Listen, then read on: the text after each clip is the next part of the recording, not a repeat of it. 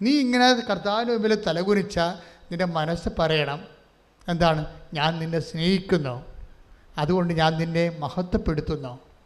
അപ്പം ദൈവസ്നേഹത്തിനാണ് ഇതിൻ്റെ TMD എന്ന് പറയുന്നത്. അതാണ്. നിങ്ങൾ TMD ഇല്ലാതെ എങ്ങനെയൊക്കെ വെടിവെച്ചിട്ടും കാര്യമില്ല.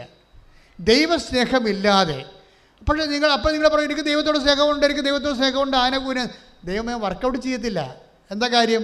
കർത്താവ് വളരെ ബുദ്ധിയായത് കാരണം ദൈവം നമ്മുടെ എല്ലാ കള്ളത്തരങ്ങളെയും ബ്ലോക്ക് ചെയ്തുകൊണ്ടാണ് കൽപ്പന ഉണ്ടാക്കിയിരിക്കുന്നത്. നമുക്ക് ദൈവത്തെ സ്നേഹിക്കണമെന്ന് പറഞ്ഞുകൊണ്ട് ചുമ്മാ ഇങ്ങനെ പറഞ്ഞങ്ങനെ ഒപ്പിക്കാൻ പറ്റത്തില്ല. കർത്താവ് പറഞ്ഞിട്ടുണ്ട്, എന്താ എന്നെ സ്നേഹിക്കുന്നവൻ എൻ്റെ കൽപ്പന പാലിക്കും. കൈയടിച്ച് കർത്താവ് ഹല്ലേലൂയ.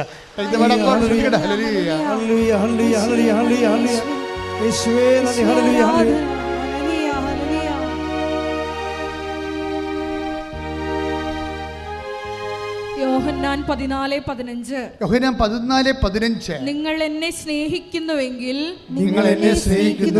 എന്റെ കൽപ്പന പാലിക്കും. അവിടെ വെച്ച് എല്ലാ അഭ്യാസങ്ങളും അവസാനിക്കും. നമുക്ക് ദൈവത്തെ സ്നേഹിക്കണമെന്ന് പറയാൻ പറ്റത്തില്ല. അപ്പോൾ ദൈവം പറയും എൻ്റെ കൽപ്പന പാലിച്ചിട്ടാണ് പറയുമ്പോൾ. ഉടമ്പടി എന്ന് പറയുന്നത് അതാണ്. ഉടമ്പടി എന്ന് പറയുന്നത് സത്യസന്ധമായ ഒരു മനുഷ്യൻ ദൈവത്തെ കണ്ടെത്താനും മഹത്വപ്പെടുത്താനും പ്രാപിക്കാനും ആഗ്രഹിക്കുമ്പോൾ ചെയ്യുന്ന ആദ്യത്തെയും അവസാനത്തെ നടപടിക്രമമാണ് ഉടമ്പടി. എന്താണ്? നമ്മൾ ഉടമ്പടിയിൽ. പക്ഷേ എനിക്ക് നിങ്ങളോട് പറയാനുള്ളത്, നിങ്ങൾ ഉടമ്പടി പ്രകാരം എന്തെങ്കിലും ചെയ്യുമ്പോൾ അതെങ്ങനെ ചെയ്യണം? കർത്താവേ, ഞാനിത് ചെയ്യണത് എനിക്ക് ജോലി കിട്ടാനോ എൻ്റെ വീട് വെക്കാനോ എൻ്റെ കടങ്ങൾ മാറാനോ അല്ല. അത് എൻ്റെ മനസ്സിൽ തീർച്ചയായിട്ടും ഉണ്ട്. നീ എന്നെ സഹായിക്കുമെന്ന് എനിക്കറിയാം. പക്ഷെ ഞാൻ നിന്നെ സ്നേഹിക്കുന്നത് കൊണ്ടാണ് ഞാനിത് ചെയ്യണത്. അങ്ങനെ ഫോർമാറ്റ് ചേഞ്ച് ചെയ്യണം. പറഞ്ഞ മനസ്സിലായില്ലേ? ഞാൻ ഉടമ്പടി എടുത്തു എന്നും പറഞ്ഞിട്ട് അതിനകത്ത് ദൈവസ്നേഹമില്ല. ആരാണ്ട് അയൽവാസികൾ കാനഡയിൽ പോയപ്പോൾ കെട്ടിയെടുത്ത് ഇങ്ങോട്ട് വണ്ടി കയറി പോന്നിരിക്കുകയായിരിക്കും ചില ആൾക്കാർ. അത് അസൂയായിരിക്കും ചിലപ്പോൾ. ഉടമ്പടി അസൂയ കൊണ്ടെടുക്കാം, മറ്റുള്ള രക്ഷപ്പെട്ട് വന്നെ എൻ്റെ കണ്ണുകടി കൊണ്ടെടുക്കാം. അതുകൊണ്ടെടുത്ത് ഇത് വർക്കൗട്ട് ചെയ്യത്തില്ല. അല്ലെങ്കിൽ വീട്ടിലുള്ള ആൾക്കാരോടെല്ലാം കയർത്തും, മരുമകളോട്, അമ്മയമ്മയോട്, നാട്ടുകാരോട്, വീട്ടുകാരോടൊക്കെ കയർത്തും വൈരാഗ്യമായിട്ട് ഇരുന്നും മിണ്ടാതെ ഇരുന്നും യേശുവിനെ പറഞ്ഞും ഒക്കെ നിങ്ങൾക്ക് കുറ്റം പറഞ്ഞുമൊക്കെ നിങ്ങൾക്ക് ഉടമ്പടി എടുക്കാം. ഇതൊക്കെ നനഞ്ഞ പടക്കമാണ്. കുറേ ഉടമ്പടി നനഞ്ഞ പടക്കമായിട്ടുണ്ട്. ചീറ്റുക പോലും ചെയ്യത്തില്ല. ചില പടക്കം നനഞ്ഞാലും ചീറ്റുമല്ല, ചില ചീറ്റുകയില്ല. കാര്യം വെച്ച് കഴിഞ്ഞാൽ ലോക പെരുങ്കള്ളികൾ വന്ന് ഉടമ്പടി എടുത്തിട്ടുണ്ട്. അതുകൊണ്ടാണ് അവർക്ക് ദൈവത്തിൻ്റെ മുമ്പിൽ മര്യാദക്ക് നിൽക്കാൻ യാതൊരുവിധ ചാൻസും ഇല്ലാത്ത ആൾക്കാർ വേറെ ചുമ്മാ വയറ്റപ്പഴപ്പിന് വേണ്ടി മാത്രം ഉടമ്പടി എടുത്തിട്ടുണ്ട്. അത് ഉടമ്പടി വർക്കൗട്ട് ചെയ്യത്തില്ല. അത് ദൈവം ആരാണെന്നറിയണം. ദൈവത്തെ മഹത്വപ്പെടുന്നത് എങ്ങനെയാണെന്നറിയണം. ദൈവത്തെ നമ്മൾ നമ്മളെന്താണ് ചെയ്യേണ്ടതെന്നറിയണം. അത് നമ്മൾ തന്നെ ദൈവത്തിൻ്റെ വചനം ഏറ്റെടുത്ത് നടപ്പിൽ വരുത്തണം. അങ്ങനെ എന്തു ചെയ്യും? എന്നെ സ്നേഹിക്കുന്നവൻ ദൈവത്തെ സ്നേഹിക്കുന്നുവെന്ന് ദൈവത്തിന് തോന്നണം. ദൈവത്തെ മഹത്വപ്പെടുത്തുമ്പോൾ ഒന്ന് പ്രാർത്ഥിക്കുക. കർത്താവേ, എൻ്റെ ഉടമ്പടി ജീവിതത്തിലെ അങ്ങേ മഹത്വപ്പെടുത്തുമ്പോൾ ഞാൻ സ്നേഹത്തോടെയാണ് അങ്ങനെ ചെയ്യുന്നതെന്ന് അങ്ങ് മനസ്സിലാക്കാൻ വിധം അമ്മേ, പരിശുദ്ധമ്മേ, എന്നെ അമ്മയുടെ തിരുക്കുമാരന്റെ മനസ്സിന് പ്രസാദകരമായ രീതിയിൽ ജീവിക്കുവാൻ ദൈവവചനത്തിന്റെ ഇച്ഛയാൽ അത് നടപ്പിൽ വരുത്തുന്നതിലൂടെ ദൈവസ്നേഹത്തിന്റെ സാക്ഷിയാകാൻ എന്നെ ഇപ്പോൾ അഭിഷേകം ചെയ്യണം. ആരാധനയുടെ ഏറ്റവും നല്ല സമയത്തിലേക്ക് നമ്മൾ പ്രവേശിക്കുകയാണ്.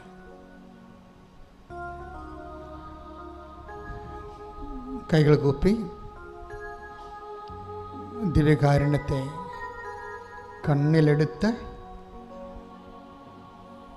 മനസ്സ് പരിശുദ്ധാത്മാവിൽ നിറച്ച് ദൈവസ്നേഹത്തോടെ ഈ ആരാധനയിൽ പങ്കെടുക്കാം. നിങ്ങളുടെ ഒരു കൈകൾ സ്വർഗത്തിലേക്ക് ഉയർത്തുക. അച്ഛൻ ഈ കൈകൾ കർത്താവിൻ്റെ രക്തത്തിൽ കുതിരാൻ വേണ്ടി ആ കൈകൾ ആരുടെ ശിരസിൽ വെക്കുന്നുവോ, ആരുടെ ശരീരത്തിൽ വെക്കുന്നുവോ, അത് കർത്താവിൻ്റെ കൈകളായിക്കൊണ്ട് നിങ്ങളെ സൗഖ്യപ്പെടാൻ വേണ്ടി പ്രാർത്ഥിക്കുന്ന സമയമാണ്. ഒരു കൈകൾ കൊടുത്ത് അച്ഛനോട് ചേർന്ന് പ്രാർത്ഥിക്കും. കർത്താവേ, ഞാൻ ഉയർത്തിയിരിക്കുന്ന എൻ്റെ ഈ കൈകളിലെ അങ്ങ് സ്പർശിക്കണമേ. കർത്താവേ, ഈ കൈകള് എൻ്റെ ശരീരത്തില് എവിടെ വെച്ചാലും ഞാൻ ആർക്കു വേണ്ടി പ്രാർത്ഥിക്കുന്നുവോ അവരുടെ രോഗത്തെ ഓർത്ത് അവർക്ക് രോഗമുള്ള സ്ഥാനം മനസ്സിലാക്കി അതേ സ്ഥാനത്ത് എൻ്റെ ശരീരത്തില് എൻ്റെ കൈകള് നിന്റെ നാമത്തില് ഞാൻ പ്രാർത്ഥിക്കുമ്പോൾ എനിക്കും അവർക്കും കർത്താവേ നീ സൗഖ്യം നൽകണമേ. ശ്രദ്ധിക്കട്ടെ.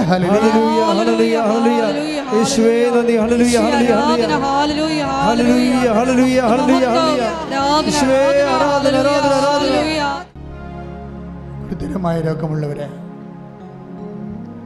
10,000-കണക്കിന് മനുഷ്യരെ സാക്ഷ്യം പറഞ്ഞിട്ടുള്ള ദേവാലയത്തിലാണ് ഈ ആരാധന നടക്കുന്നത്. ഈ ആരാധന മധ്യയാണ് പരിശുദ്ധ അമ്മ ജീവനോടെ പ്രത്യക്ഷപ്പെട്ടത്. അമ്മ അന്ന് പറഞ്ഞത്, ദുരന്തം ഉണ്ടാകാൻ പോകുന്ന പ്രാർത്ഥിക്കണമെന്ന്. അന്ന് എനിക്ക് അത്രയും മനസ്സിലായില്ല. കാര്യം അന്ന് അമ്മ പറയണ കാലത്ത് ഒരു തരത്തിലുള്ള ദുരന്തവും ഇല്ലായിരുന്നു. പിന്നീട് ദുരന്തങ്ങൾ ആവർത്തിക്കുകയാണ്. 5-6 കൊല്ലം മുമ്പ് കടന്നുപോയ നിപ്പ വീണ്ടും വന്ന് നമ്മുടെ വായം മൂടിക്കെട്ടി നമ്മുടെ നഗരങ്ങളെ ബന്ദികളാക്കുന്ന അവസ്ഥ ആവർത്തിക്കുന്നു. ദാറ്റ് മീൻസ് കഴിഞ്ഞുപോയ എല്ലാ ദുരന്തങ്ങളും തിരികെ വരും എന്നുള്ളത് ഉറപ്പാണ്. അതുകൊണ്ട് തന്നെ പ്രാർത്ഥനയല്ലാതെ അമ്മ അന്ന് പറഞ്ഞത് അതാണ്, ദുരന്തമുണ്ടാകാൻ പോണ് പ്രാർത്ഥിക്കണം. അതിൻ്റെ ഭാഗമായിട്ടാണ് ഉടമ്പടി തന്നിരിക്കുന്നത്.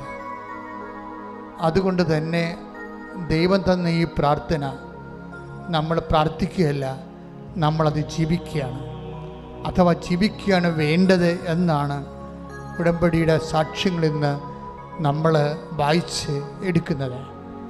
ഇപ്പോഴ് നമ്മൾ നിപ്പ വൈറസ് ബാധിച്ചിട്ടുള്ള എല്ലാ സ്ഥലങ്ങളെയും കർത്താവിന് തിരുസേന സമർപ്പിച്ചുകൊണ്ട് മാതാവിൻ്റെ മധ്യസ്ഥ ശാസിച്ച് പ്രാർത്ഥിക്കട്ടെ, ശ്രദ്ധിക്കട്ടെ. Lord Jesus Christ, pour out His Spirit, touch with the fire finger, soak with the precious blood, and I cast out disease and root causes from our country in the name of Jesus Christ our Lord, who is coming to church, both living and dead, led by fire. Amen.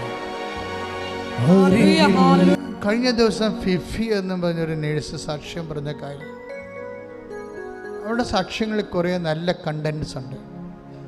നല്ലൊരു content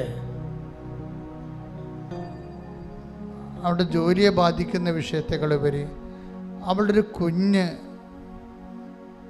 അവളുടെ 4 വയസ്സുള്ള കുഞ്ഞ് അവളോട് ചോദിച്ച്, അമ്മ എന്തിനാ എപ്പോഴും കൊന്ത ചെല്ലണത്? ജവമാല റാലി നടക്കാൻ പോകുമ്പോൾ അമ്മ ഇതുകൊണ്ട് എന്നെക്കൊണ്ട് ഇതൊക്കെ പറയിപ്പിക്കണം തോന്നണം. ആ കാര്യം നമുക്ക് പറ്റിയ സാക്ഷ്യങ്ങളിപ്പോൾ വന്നുകൊണ്ടിരിക്കുന്നത്. അപ്പോൾ കൊന്ത ചെല്ലണത് നമ്മൾ മാതാവിനോട് മധ്യസ്ഥ യാചിക്കണമെന്ന് കുഞ്ഞിനോട് അമ്മ പറഞ്ഞ് മനസ്സിലാക്കി. എന്നിട്ട് കുഞ്ഞിനോട് വേറൊരു കാര്യം കൂടി ബിബി പറഞ്ഞു. എന്താ പറഞ്ഞത്? നമ്മൾ ഇന്ന്, കുഞ്ഞിന് പാട്ട് ഭയങ്കര ഇഷ്ടമാണ്, അവൾ സിനിമാ പാട്ടൊക്കെ പാടണം കേട്ടിട്ട്. അപ്പോൾ ഫിഫി പറഞ്ഞു, നമ്മൾ ഇന്ന് കിടക്കാൻ നേരത്ത് മാതാവിൻ്റെ പാട്ട് പാടിക്കിടക്കുമെന്ന് പറഞ്ഞു. മാതാവിൻ്റെ പാട്ട് പാടിക്കിടക്കും. അപ്പോൾ ഉടനെ അവർ ആവേ മരിയയുടെ പാട്ട് പാടിക്കൊടുത്ത് അമ്മ പാടിക്കൊടുത്ത് കുഞ്ഞ് പാടി അമ്മയും മകളും കൂടി കിടക്കുകയാണ്. രാവിലെ കുഞ്ഞ് എഴുന്നേറ്റപ്പോൾ അമ്മയോട് പറഞ്ഞ്, അമ്മ ഇന്നലെ മാതാവ് എൻ്റെ അടുത്ത് വന്നെന്ന് പറഞ്ഞു. അപ്പോൾ ഫിഫി പറഞ്ഞ്, ഈ മാതാവാണെന്ന് ചോദിച്ചു. അവിടെ ഇരുന്നൊരു മാതാവുണ്ടായിരുന്നു. അത് വേറെ ഒരു ധ്യാന കേന്ദ്രത്തിലെ മാതാവാണ് അവിടെ ഇരുന്നത്. അപ്പോൾ കുഞ്ഞ് പറഞ്ഞു ഇതല്ല എന്ന് പറഞ്ഞ് അമ്മയെ വിളിച്ചുകൊണ്ട് പോയി. അമ്മയെ വിളിച്ചുകൊണ്ട് പോയിട്ട് അവരുടെ പ്രാർത്ഥിക്കുന്ന മുറിയിൽ പോയി മാതാവിനെ കാണിച്ച്. അത് കൃപാസനം മാതാവാണ്. അത് എന്ത് സംഭവിച്ചാൽ നമ്മൾ അമ്മയെ ഉടമ്പടി തരണ കാലത്ത് എനിക്ക് അറിയത്തില്ല. ഈ സഞ്ചാരി മാതാവ് എന്ന ആൾക്കാർക്ക് ആദ്യം പറയുമ്പോൾ എനിക്ക് അത്രയും കത്തില്ല സത്യം പറഞ്ഞാൽ.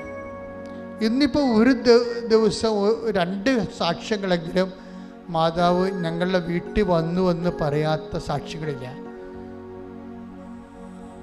അതെന്താ കാരണം? ഈ ഒരു വ്യക്തി വാഗ്ദാന പേടകമാകുമ്പോൾ സ്വാഭാവികമായിട്ട് സഞ്ചാരി മാതാവ് എന്നുള്ളത് അതിൻ്റെ പാക്കേജിൻ്റെ ഭാഗമായിട്ട് ഉള്ളതാണ്. I will come with you wherever you go. കർത്താവിൻ്റെ വചനം ആര് പാലിച്ചാലും ദൈവത്തിൻ്റെ സാന്നിധ്യത്തിൻ്റെ പ്രതീകമായി അമ്മ അവിടെ കൂടെ വരും. കാര്യം എന്താണ്? നമ്മളിവിടെ വണങ്ങുന്നത് വാഗ്ദാന പേടകമായ അമ്മയാണ്. അപ്പം നമ്മളൊരു വചനം പാലിച്ചു കഴിയുമ്പോൾ നമ്മുടെ ഹൃദയത്തിൽ ദൈവം വസിക്കുകയാണ് ചെയ്യണത്. അതിൻ്റെ സൂചനയായിട്ടാണ് ആൾക്കാർ മാതാവിനെ കാണുകയും ദർശിക്കുകയും ഒക്കെ ചെയ്യണത്. അതിൻ്റെ മെക്കാനിസം അതാണ്. അപ്പോൾ അത് സത്യസന്ധമായിട്ടാണ് ഉടമ്പടി, കലർപ്പില്ലാതെയാണ് നിങ്ങൾ ദൈവസ്നേഹത്തോടെയാണ് പാലിക്കണത്. അതിൻ്റെ അകത്ത് കലർപ്പുണ്ടാകരുത്. നിങ്ങളുടെ ഒരു ആവശ്യം മാത്രം അതിൻ്റെ തോന്നി നിങ്ങൾ ദൈവത്തിൻ്റെ സന്നിധിയിൽ നടക്കണില്ലല്ലോ, വന്നില്ലല്ലോ, ഓഫർ ലെറ്റർ വന്നില്ലല്ലോ, വസ്തു വിൽക്കണില്ലല്ലോ എന്നൊക്കെ ഇങ്ങനെ ഇത് മാത്രം അലങ്കോലപ്പെട്ട് ആവലാതിപ്പെട്ടിരുന്ന ഒരിക്കലും സംഭവം നടക്കത്തില്ല. മറിച്ച് ഇതെല്ലാം മാറ്റിയിട്ട് നിങ്ങൾ ദൈവത്തെ സ്നേഹിച്ച് ദൈവത്തിന് വേണ്ടി ജീവിക്കുന്ന ഒരു വ്യക്തിയാണെന്ന് ദൈവത്തിന് തോന്നിയാൽ സഞ്ചാരി മാതാവ് നിങ്ങളുടെ വീട്ടിലും വരും. അതിൻ്റെ കാര്യം വരാതിരിക്കാൻ പറ്റത്തില്ല. കാര്യം അത് വാഗ്ദാനത്തിലുള്ളതാണ്. I will come with you wherever you go. നീ എവിടെ പോയാലും ഞാൻ നിൻ്റെ കൂടെ വരും. അതുകൊണ്ടാണ് ഈ ഉടമ്പടിക്ക് ആശീർവാദം തരാൻ ആദ്യമേ എന്നോട് പറഞ്ഞപ്പോഴേ എനിക്കിതിന് വേണ്ടിയാണെന്ന് അറിയത്തില്ല. പക്ഷെ ഞാൻ പ്രസംഗിച്ചായിരുന്നു, ഇത് നിങ്ങളുടെ കയ്യിലുണ്ടെങ്കിൽ അമ്മയുടെ സാന്നിധ്യം നിങ്ങളുടെ കയ്യിലുള്ളതുപോലെയാണെന്ന് ഞാൻ അന്ന് പറഞ്ഞായിരുന്നു. ഇപ്പം അനുഭവം കിട്ടി, നമുക്ക് 10,000 അനുഭവങ്ങളായി ഇപ്പം. അതുകൊണ്ടാണ് ഉടമ്പടി കാശ് മിസ്സാകരുതെന്ന് പറഞ്ഞതിൻ്റെ കാരണം അതാണ്. കൈമാറുകയും ചെയ്യാൻ പാടില്ലത്. അത് നിങ്ങളും ദൈവവും തമ്മിലുള്ള ഉടമ്പടിയുടെ നിങ്ങളുടെ കയ്യിലുള്ളൊരു ആധാരമാണ് ശരിക്കും പറഞ്ഞാൽ. അപ്പം അതുകൊണ്ട് വളരെ സൂക്ഷിച്ച് വേണം. അതുകൊണ്ട് തന്നെ നിങ്ങൾ ഈ ഒരു വിഷയത്തിന് വേണ്ടി എവിടെ പോയാലും എന്നാണ് പറഞ്ഞിരിക്കുന്നത്. ഫിഫിയുടെ സാക്ഷ്യങ്ങളിലുള്ള വിഷയം, ഫിഫി ഓൺലൈൻ ഇൻ്റർവ്യൂ എടുക്കാൻ നേരത്ത് ആ ഇൻ്റർവ്യൂവർ പറയുന്നുണ്ട്, നിങ്ങൾ എന്തിനാണ് ഈ ഇൻ്റർവ്യൂ വന്നത്? നിങ്ങൾ തോറ്റതല്ലേ, ഞാൻ നിങ്ങളെ ഇവിടുന്ന് പറഞ്ഞു വിട്ടതല്ലേ, പിന്നെ നിങ്ങൾ എന്തിനാണ് വന്നതെന്ന്. ഇൻ്റർവ്യൂ പണ്ട് തോറ്റതാണ്. അപ്പം ഇവിടെ മെയിൻ പ്രാർത്ഥന എന്താ? അയാൾ മാത്രം വീണ്ടും ഇൻ്റർവ്യൂ ചെയ്യാൻ വരല്ലേ എന്നാണ് പ്രാർത്ഥന. പക്ഷേ അയാൾ വന്നില്ല. ഓൺലൈനിൽ കാണാം, ഓരോ ഇൻ്റർവ്യൂ നടന്നുകൊണ്ടിരിക്കുന്ന സമയത്ത് അയാളില്ല. പക്ഷേ ഇവൾ ചെന്നപ്പോൾ അയാൾ വന്നു ഓൺലൈനിൽ. അപ്പം തന്നെ ഇവളുടെ ഐസി അടിച്ചു പോയി. അപ്പോൾ അയാൾ പറഞ്ഞ്, നിങ്ങൾ എന്തിനാണ് പിന്നെയും വന്നത്? നിങ്ങൾ കുറേ മാസം മുമ്പ് നിങ്ങളെ പറഞ്ഞു വിട്ടതല്ലേ, നിങ്ങൾ തോറ്റതല്ലേ, പിന്നെ എന്തിനാണ് കയറി വന്നതെന്ന് ചോദിച്ചു. അവളതിന് മറുപടി പറഞ്ഞില്ല. മറുപടി പറഞ്ഞ മാതാവാണ്. പക്ഷെ ചോദിച്ചതിനെല്ലാം അവൾ മറുപടി പറഞ്ഞു. അവൾക്കവിടെ ജോലി കിട്ടി. Praise the Lord. അപ്പോൾ ആര് തട്ടിയെന്ന് പറഞ്ഞാൽ നിങ്ങൾ കാര്യമാക്കരുത്.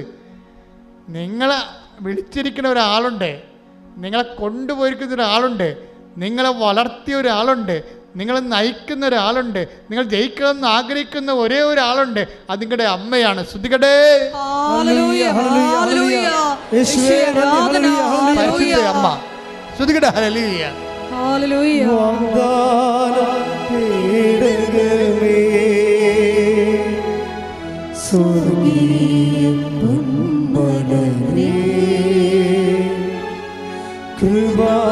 കൃപാസനത്തിൻ്റെ അമ്മേ, പ്രസാദം പരമാനമേ, വാഗ്ദാനം കേൾക്കണമേ. സ്വർഗീയ കൃപാസനത്തിൻ്റെ അമ്മേ, പ്രസാദപരമാതാവേ,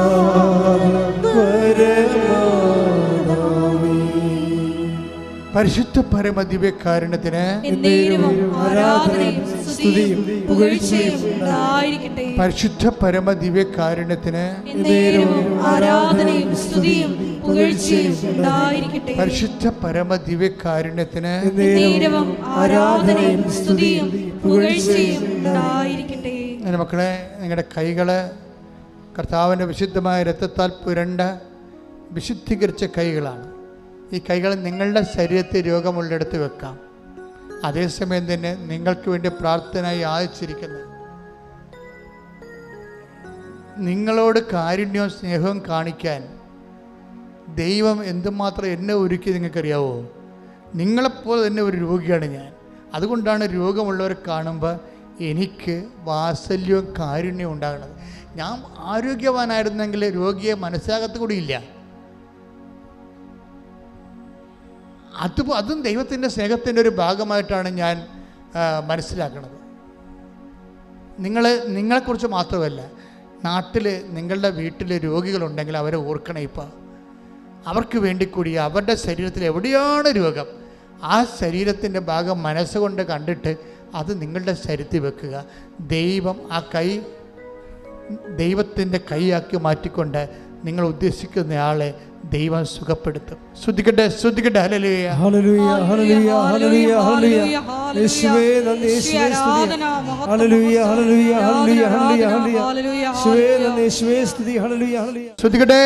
ഹല്ലേലൂയ, ഹല്ലേലൂയ, ഹല്ലേലൂയ. കർത്താവിന്റെ ഉന്നതമായ നാമത്തിലെ, സഭയുടെ അധികാരത്തിലെ, കുരിശിൻ്റെ അടയാളത്തിലെ 36 വർഷം ഞാൻ അർപ്പിച്ച കൃപാനയുടെ യോഗ്യതയാൽ കൃപാസ്ഥാനത്താറെ ജീവനോടെ പ്രത്യക്ഷപ്പെട്ട പരിശുദ്ധ അമ്മയുടെ മാധ്യസ്ഥതയിലെ ഈ അൾത്താരയിൽ നടന്ന 10,000-കണക്കിന് ആരാധന ശക്തിയാൽ നിങ്ങളെ ബാധിക്കുന്ന, നിങ്ങളുടെ കൂടപ്പിറപ്പുകളെ ബാധിക്കുന്ന മാരക രോഗങ്ങൾ, തീരാവേദികൾ, ജീവിത ദുരിതങ്ങൾ യേശു നാമത്തിൽ മാറിപ്പോകട്ടെ. ആരാധന. ഹല്ലേലൂയ. സദയം തൊഴണേ, സുഖമായിടും എൻ്റെ ഉള്ളം. സ്വരത്തെ സന്തോഷത്തോടെ അരികിൽ വരണേ. അരികിൽ വരണേ, സദയം തൊഴണേ, സുഖമായിടും എൻ്റെ ഉള്ളം.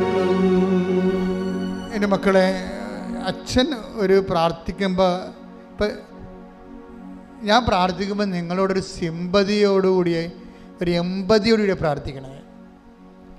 I feel with you. അല്ലാതെ എനിക്ക് പ്രാർത്ഥിക്കാൻ പറ്റത്തില്ല. ഇപ്പം നിങ്ങളുടെ തലയിലെ മുടി കൊഴിഞ്ഞിരിക്കണമെന്ന് കഴിഞ്ഞ് കഴിഞ്ഞാൽ എനിക്കത് ഫീൽ ചെയ്യും ഉടനെ. ഇപ്പം ഞാനത് മനസ്സിലാക്കും. നിങ്ങൾ എന്നോട് ചിലപ്പോൾ പറഞ്ഞു കാണും. ഇപ്പോൾ എത്രയോ പേര് ഇവിടെ അച്ഛൻ്റെ അടുത്ത് വന്ന് പ്രാർത്ഥിക്കണേ. അപ്പോൾ അവരൊക്കെ തലയിലെ മുടിയൊക്കെ കൊഴിഞ്ഞിരിക്കുന്നത് ഞാൻ കാണുമ്പോൾ ഞാൻ അവരോടൊന്നും ചോദിക്കത്തില്ല അതിനെക്കുറിച്ച്. പക്ഷേ ഞാൻ അതുകൂടെ പ്രാർത്ഥനയ്ക്ക് വെക്കും. അതാവേ, ഇവൾ കുഞ്ഞാണ്, ചെറുപ്പമാണ്, കല്യാണം പോലും കഴിച്ചിട്ടില്ല, ഇതിനൊക്കെ മുടി കൊഴിഞ്ഞാൽ എന്ത് ചെയ്യും? അപ്പം നിൻ്റെ കൈ വെക്കണം, ഞാൻ പ്രാർത്ഥിക്കും. അവളുടെ കൈ വെക്കണം, പ്രാർത്ഥിക്കും. അതുപോലെ നിങ്ങൾക്ക് അങ്ങോട്ട് മനുഷ്യരോട് സ്നേഹം ഉണ്ടാകണം. ശരിക്കും അവരെല്ലാം നല്ലതുപോലെ ജീവിക്കണം. എന്ത് മനുഷ്യനായാലും, എന്തൊരു ദുഷ്ടനായാൽ പോലും അവനൊരു രോഗിയായി കാണാൻ ഞാൻ ആഗ്രഹിക്കുന്നില്ല.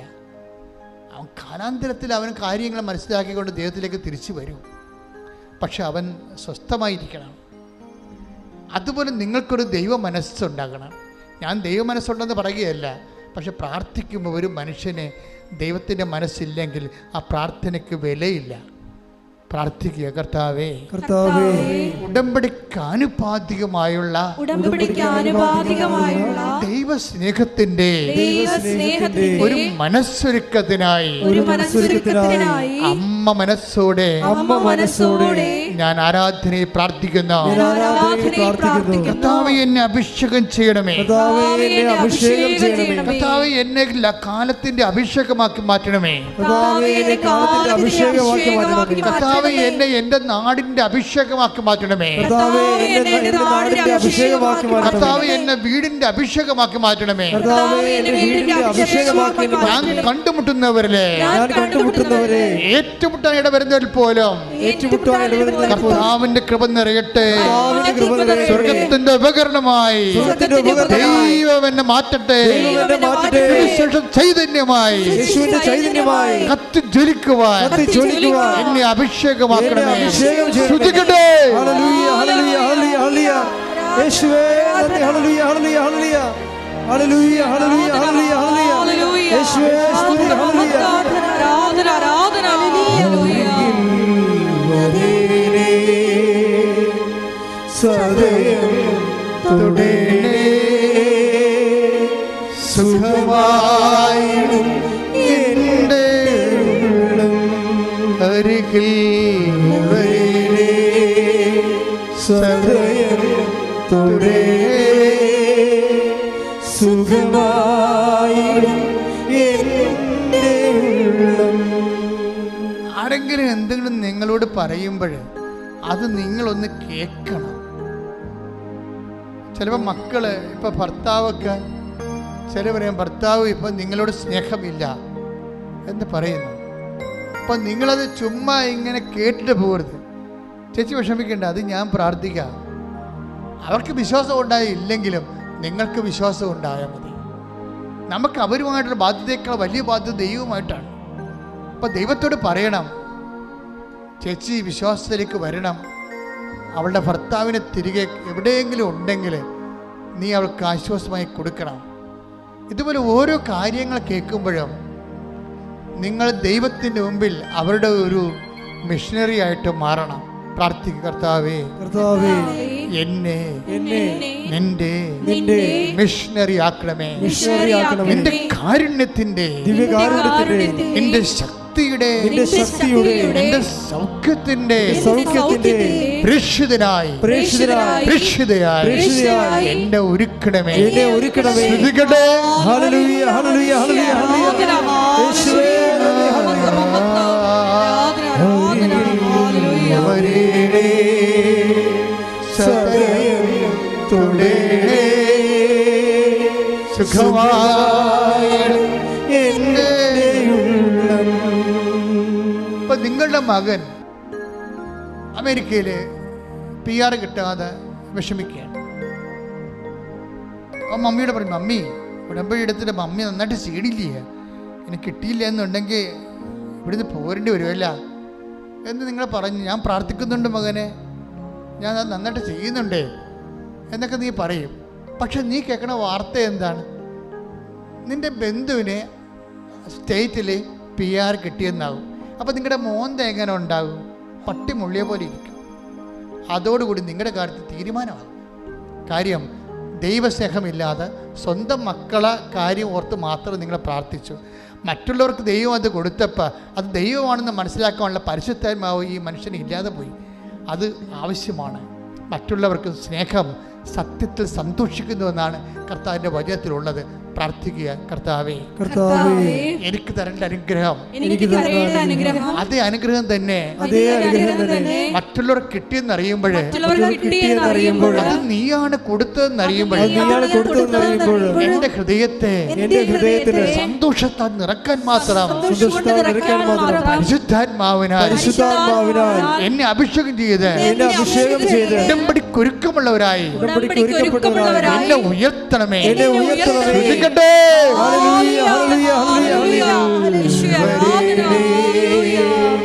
സദയം തുടരണേ. സുഖമായി ഒരുമിച്ച് എല്ലാവരും സദയം തുടരണേ. സുഖമായി എൻ്റെ ഉള്ളം. ആത്മവിശ്വാസം